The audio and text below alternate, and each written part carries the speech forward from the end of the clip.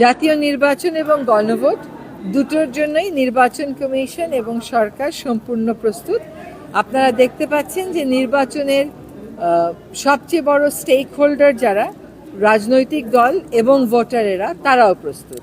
ভোটারেরা বিপুল উৎসাহ উদ্দীপনার সাথে অনেক বছর পরে ভোট দেওয়ার জন্য প্রস্তুত, আর রাজনীতিবিদেরা প্রস্তুত, কারণ তারাও আসলে অনেক বছর তো নির্বাচনী প্রক্রিয়ায় সুষ্ঠুভাবে অংশগ্রহণ করতে পারেনি। তো সকল মেজর স্টেক হোল্ডার, রাজনৈতিক দল, জনগণ, সরকার, প্রশাসন, আইনশৃঙ্খলা বাহিনী, নির্বাচন কমিশন সকলেই যখন প্রস্তুত, তখন তো অবশ্যই আমি বলবো যে নির্বাচনের জন্য আমরা প্রস্তুত। জি, গণভোটের যদি আমরা জুলাই অভ্যুত্থানে যাই, কতগুলো দীর্ঘদিনের ক্ষোভকে পুঞ্জীভূত করে একটা গণ অভ্যুত্থান হয়েছিল। সেই গণ অভ্যুত্থানের প্রধান দাবিটা ছিল কিন্তু পরিবর্তন।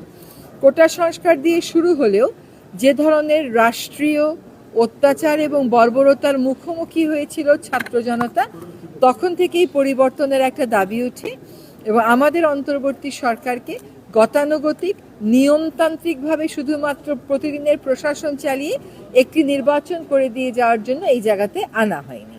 আমাদের তিনটা বড় এজেন্ডা নিয়ে, বড় ম্যান্ডেট নিয়ে আমরা প্রথম থেকেই কাজ করছি।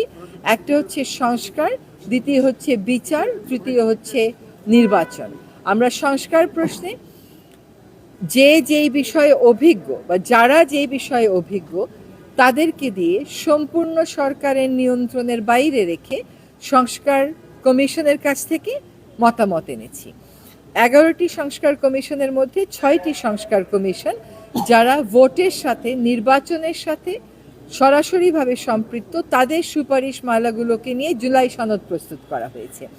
এই সনদের উপর দীর্ঘদিন, সপ্তাহ, মাসব্যাপী সকল বড় রাজনৈতিক দলের সাথে আলাপ করা হয়েছে। তার প্রেক্ষিতে গণভোটের প্রশ্নগুলো নির্ধারণ করা হয়েছে। ওই যে জুলাই সনদে যে সুপারিশগুলো ছিল, সেগুলিই ছিল বিভিন্ন ক্ষেত্রে কাঙ্ক্ষিত পরিবর্তনের সুপারিশ।